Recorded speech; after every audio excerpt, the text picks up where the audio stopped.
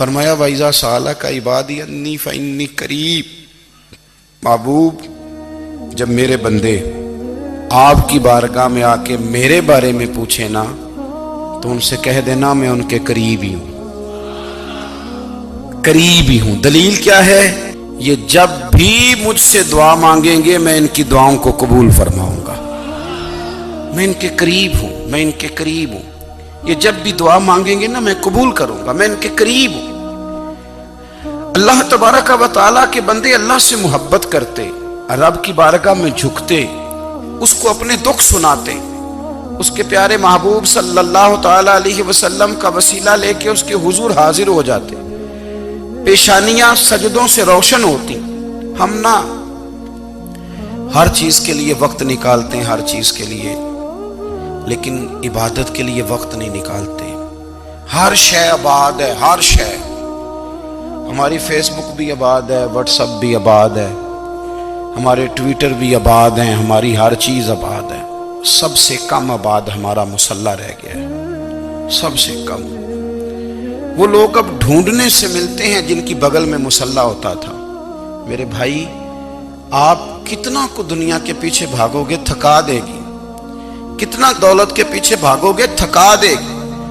آپ جب اپنی زندگی میں جمع تفریق کرو گے نا تو مرتے وقت احساس ہوگا کہ سارا کچھ تو لوگوں کے لیے کیا، اپنے لیے تو کر ہی کچھ نہیں سکے۔ اور ہم عبادت کے معاملے میں بہانے بازی بھی کرتے ہیں۔ ہم کہتے ہیں اوہو رزق کمانا بھی تو عبادت ہی ہے نا، تو میں حلال روزی کے لیے جا رہا ہوں، یہ بھی تو عبادت ہے نا۔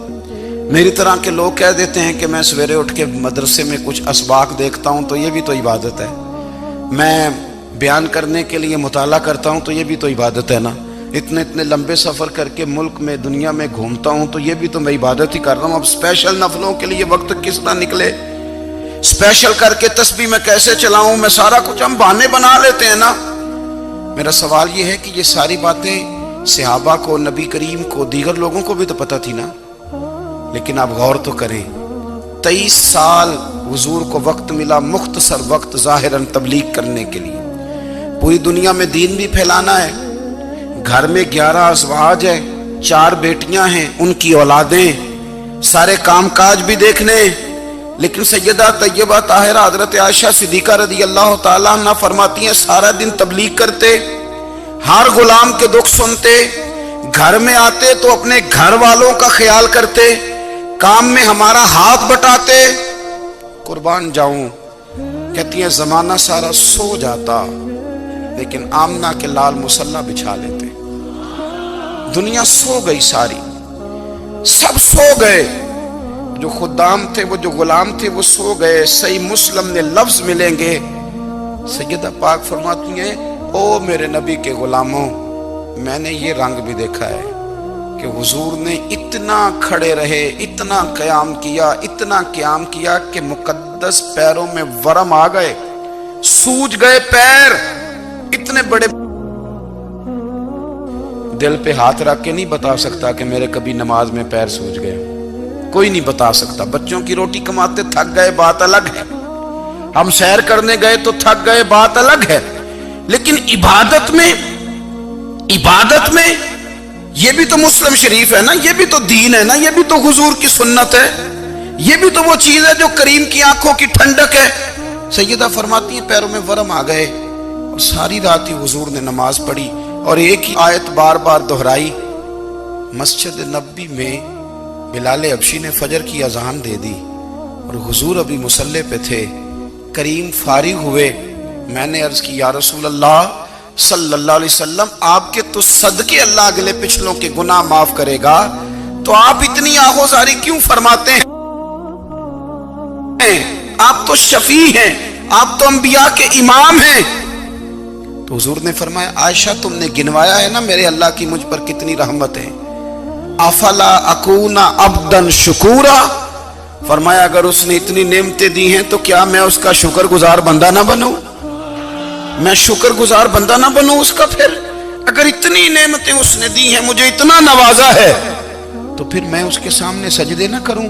او میرے بھائی، بڑے قابل فخر لوگ ہیں ہم کہ ہم نبی پاک کے غلام ہیں، ہم قابل فخر ہیں کہ نبی کریم کے غلام ہیں، کیا کبھی اس غلامی کے شکرانے میں بھی 2 نفل پڑھے کہ یا اللہ تیرا شکر ہے تو نے ہمیں حضور کا غلام بنایا ہے؟ یاد رکھیں کہ اپنی روحانی زندگی کو آباد کریں، استغفار پڑھیں، تسبیحات کریں۔ حضرت عبداللہ ابن عمر رضی اللہ تعالیٰ عنہ حضرت عمر کے صاحبزادے ہیں، مکہ مکرمہ میں ان کی قبر ہے۔ میں نے جب انہیں پڑھا تو مجھے ان سے بڑا پیار ہو گیا،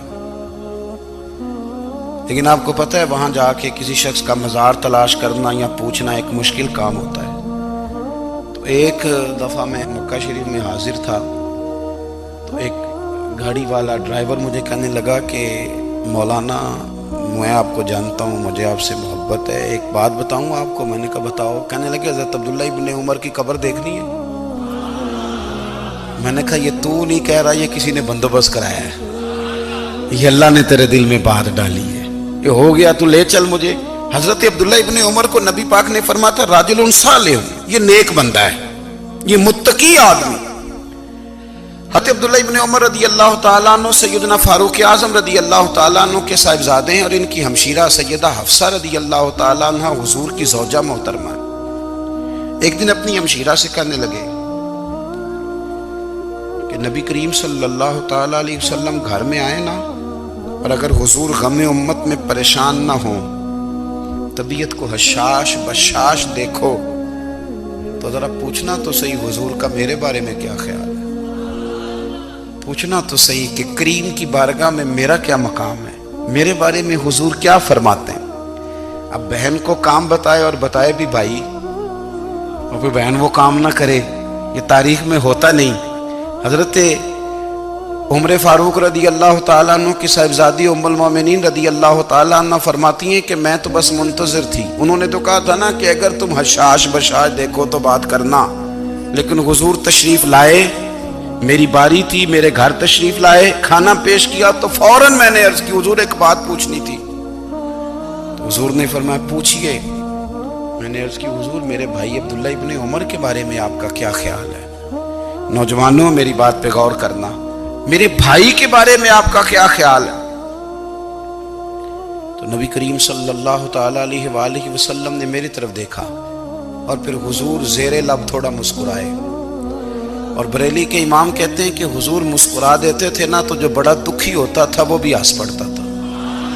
اب سوال پیدا ہوتا تھا کہ پھر تو اس مسکراہٹ کے لیے انتظار کرنا پڑتا ہوگا کئی مہینے کہ حضور مسکرائیں تو رونے والے ہنسیں، تو اعلیٰ حضرت فرماتے نہیں، انتظار نہیں کرنا پڑتا، یہ مسکراتے رہنا تو حضور کی عادت ہے۔ جس کی تسکین سے روتے ہوئے ہنس پڑے، اس تبسم کی عادت پہ لاکھوں سلام۔ یعنی یہ تو عادت ہے حضور کی مسکراتے رہنا، اس کے لیے انتظار نہیں کرنا پڑتا۔ بھائیو آپ خیال رکھیں گے، غور کریں گے، حضرت عبداللہ ابن عمر رضی اللہ تعالیٰ عنہ کے بارے میں پوچھا تو سیدہ فرماتی ہیں کہ نبی کریم صلی اللہ تعالیٰ علیہ وسلم نہ زیر لب مسکرائے اور فرمایا حفصہ تیرا بھائی ہے تو اچھا، لیکن میں نے سنا ہے کہ عشاء کی نماز پڑھتا ہے تو فجر تک سویا ہی رہتا ہے۔ او نوجوانوں، 10 بجے تک سونے کی بات نہیں ہوئی، 9 بجے تک سونے کی بات نہیں ہوئی، 11 بجے اٹھنے کی بات نہیں۔ حضور فرمانے لگے میں نے سنا ہے کہ عشاء کی نماز پڑھ کے سو جاتا ہے اور فجر تک سویا ہی رہتا ہے، اسے چاہیے کہ تہجد کے وقت اٹھا کرے، اللہ کی بارگاہ میں حاضر ہوا کرے، آہوزاری کرے، سجدے کرے، عبادت کرے، اٹھتا ہے اور فجر میں جا کے اٹھتا ہے۔ حضرت جناب حفصہ رضی اللہ تعالیٰ عنہ کہتی ہے میں نے جناب عبداللہ ابن عمر کو پیغام دیا اور میں نے کہا میرے جوان بھائی سن، نبی پاک نے فرمایا ہے تو اچھا پر تہجد میں نہیں اٹھتا، نفل نہیں پڑھتا۔ او میری ملت کے جوانوں، مزہ نہیں آ جاتا جب ساری دنیا سوئی ہو، ساری دنیا، اور بستر بھی گرم ہو اور نیند بھی پورا غلبہ کر رہی ہو، اور اچانک گھنٹی بجے دماغ میں، آنکھ کھلے، گھڑی پہ نظر پڑے، 3:30 4 بجے کا پیغام گھڑی بتائے، اور کوئی چڑھتی جوانی والا اٹھ کے وضو کرے، اور جب وہ مصلی کھول کے بچھائے تو مدینے والے محبوب کہتے ہیں کہ ہر نماز پہ رب ثواب دیتا ہے، اور جو اٹھ کے تہجد کی نماز پڑھے اسے دیکھ کے تو رب مسکراتا ہے، جو اس کی شان کے لائق ہے، جو اس کی شان کے لائق، وہ مسکراتا ہے، خوش ہوتا ہے کہ میرا بندہ تہجد میں اٹھ گیا، وہ مسکراتا ہے۔ کاش ہماری صبحیں کبھی اپنے مالک کے نام ہو جائیں، کاش کے صبح۔ حضرت ابو الحسن رحمت اللہ تعالی علیہ حضرت معاذ ابن جبل رضی اللہ تعالیٰ عنہ کے پاس بیٹھا کرتے تھے، فرماتے ہیں ان سے جو پیار بڑھا تو پھر میرا مصلی سے بھی بڑھ گیا۔ تابعی ہیں، فرماتے ہیں صحابی رسول سے محبت ہوئی تو ذکر سے بھی ہو گئی، پھر درود شریف سے بھی ہو گئی، محبت ان سے بڑھی تو پھر اللہ نے مسجد کا پیار بھی بڑھا دیا۔ آپ فرماتے ہیں کہ میری ہر وقت طبیعت چاہتی تھی کہ بس اللہ اللہ کروں، بس اللہ اللہ کروں، بس نہ میں ذرا تھوڑی جان چھڑاؤں لوگوں سے، کوئی 10 منٹ ملے تو میں کچھ 4 نفل پڑھ لوں، میں تھوڑا سا نہ بچوں لوگوں سے، اور مجھے تسبیح ملے تو میں نہ کچھ 400-500 دفعہ استغفار پڑھوں، سبحان اللہ، الحمدللہ، اللہ اکبر، لا حول ولا قوت الا باللہ، میں نہ تسبیحات پڑھوں۔ فرماتے ہیں کہ بچے تھے گھر میں 6-7، غربت تھی، کام ملتا کوئی نہیں تھا، اور میں کام چور نہیں تھا، کام ڈھونڈتا تھا، پر اللہ کی قدرت کے کام نہیں ملتا تھا۔ فرماتے ہیں کہ میں نے ایک دن اپنی اہلیہ سے کہا کہ آج میں پھر جاتا ہوں کام ڈھونڈنے، تو میری بیوی بڑی فرما بردار تھی، پر اس دن نہ غربت کے ہاتھوں تنگ آ کے کہنے لگی آج نانا کوئی تو چیز لے کے آیا، تو مجھ سے بچوں کی بھوک نہیں دیکھی جاتی، یہ سب روگاں دا روگ محمد جس دا نام غریبی، کنڈ بلا کے لنگ جاندے نہیں دوست یار قریبی، آج نہ کچھ لے کے آیا تو میں بچے لے کے چلی جاؤں گی۔ شیخ فرماتے ہیں کہ میں بڑا پریشان گھر سے نکلا، پر میں نے صبح سے لے کے زور تک کام ڈھونڈا، کام ملا کوئی نہیں، تو میرے دل میں خیال آیا چلو کام نہیں ملتا تو اللہ اللہ تو کرے نا، چلو بندوں کی مزدوری نہیں ملتی تو رب کریم کی عبادت ہی کرتے ہیں۔ فرماتے ہیں کہ میں نے نا فرات کے پانی سے وضو کیا، نہر کے، شدید دھوپ تھی، ساتھ ریت تھی اور ریت تپ رہی تھی، میں نے اپنا رومال وہیں مصلی کے طور پر بچھا لیا، اور فرماتے ہیں کہ زور سے لے کر عصر تک نماز پڑھی، دھوپ بھی پورے زور پہ، پر میرے سجدے کا ذوق بھی پورے زور پہ۔ فرماتے ہیں سورج بھی چمک رہا ہے اور رب کی عبادت کا ذوق بھی پورے زور پہ، میں سجدہ کروں تو پھر میرا اٹھانے کو جی نہ چاہے۔ میرے استاد لکھا کرتے تھے، یہ ان کا شعر ہے، وہ کہا کرتے تھے مجھے سوز دے، مجھے ساز دے، اور مجھے نیم شب کا نیاز دے، دم سجدہ خود کو میں توڑ دوں، مجھے ایسا ذوق نماز دے، اور میں تیری بہار کا پھول ہوں، میں کھلا بھی ہوں تو تیرے لیے، مجھے میری شاخ سے توڑ لے، مجھے اپنی زلف کا ناز دے۔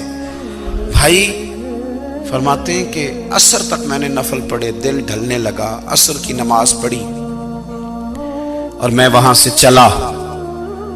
اب میں جب نکلنے لگا تو دل میں خیال آیا کہ چھوٹی چھوٹی دیواریں ہیں گھر کی، بغیر کچھ لیے جاؤں گا تو بیوی دور سے دیکھے گی تو شور کرے گی کہ پھر خالی ہاتھ آ گیا ہے۔ کہتے میں نے اپنے اسی رومال میں جس پہ میں نے نماز پڑھی تھی نا، رومال میں کیا کھیدے پنجابی جو صافہ کہتے ہیں، اسی میں نا میں نے کچھ ریت بھر لی کہ وہ دور سے دیکھے گی تو سمجھے گی کچھ لے کے آیا ہے، چلو جا کے اسے بتا دوں گا کہ آج پھر مزدوری نہیں ملی۔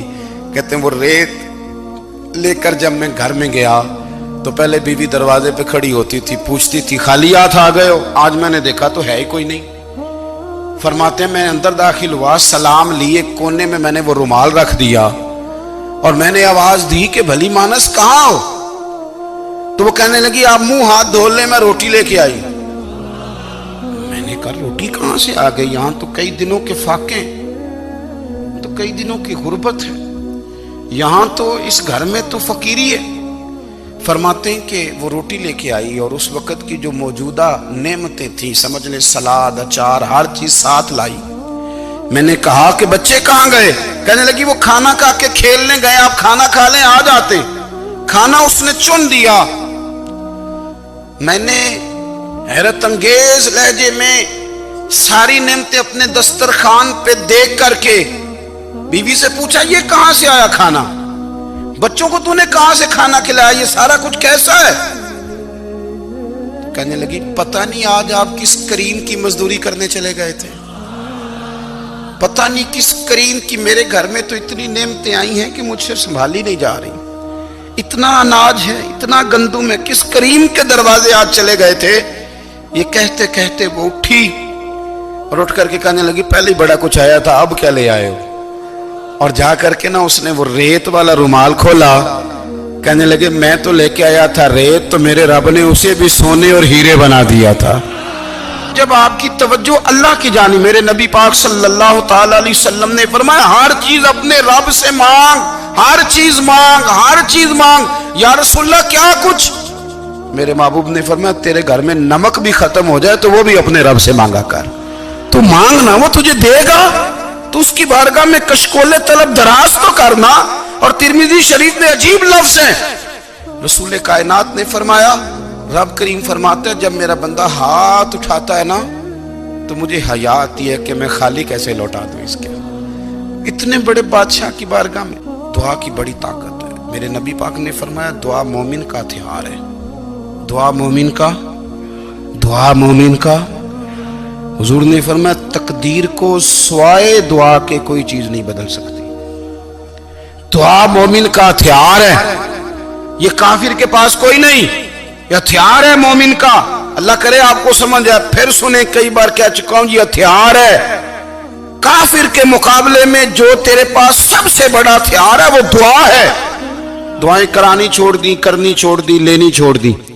حضرت سیدنا انس بن مالک رضی اللہ تعالیٰ عنہ فرمایا کرتے تھے میں نے وہ رنگ دیکھا ہے جب حضور دعا مانگتے تھے اور حضور کی مقدس آنکھوں میں آنسو بھی ساتھ ہی بہا کرتے تھے، میں نے وہ انداز دیکھا ہے۔ بھائی اپنا مصلی کا، عبادت کا، وظائف کا، اللہ اللہ کا سلسلہ اس کو مضبوط کریں، اپنی دعاؤں کے تعلق کو مضبوط کریں۔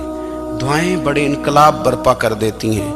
ہم تھوڑے تھوڑے نا جب سے خشک ہوئے ہیں نا، خشک، اور میری تو جماعت ہی صوفیاء کی جماعت تھی، ہم تو داتا علی اجمیری کی جماعت سے، ہم تو خواجہ اجمیری کی جماعت سے، ہم تو شیخ احمد فاروق سرہندی کی جماعت سے، ہم تو صوفیاء کی جماعت۔ ہماری جماعت نے بھی وہ تعلق جو ہمارے بزرگوں نے بنایا تھا۔ بزرگ اللہ کے قریب کیسے جاتا ہے؟ تو ہمارے یہاں نا بہت سارے لوگ کہتے ہیں جی نظر ہو گئی تو کام ہو گیا۔ بھائی جو بخاری مسلم میں طریقہ ہے نا اللہ کا قرب پانے کا، وہ تو نفل ہے۔ نبی کریم علیہ السلام نے فرمایا بندہ نفلوں کے ذریعے رب کے قریب جاتا ہے، اور اتنا قریب جاتا ہے کہ پھر اللہ اس کی زبان بن جاتا ہے۔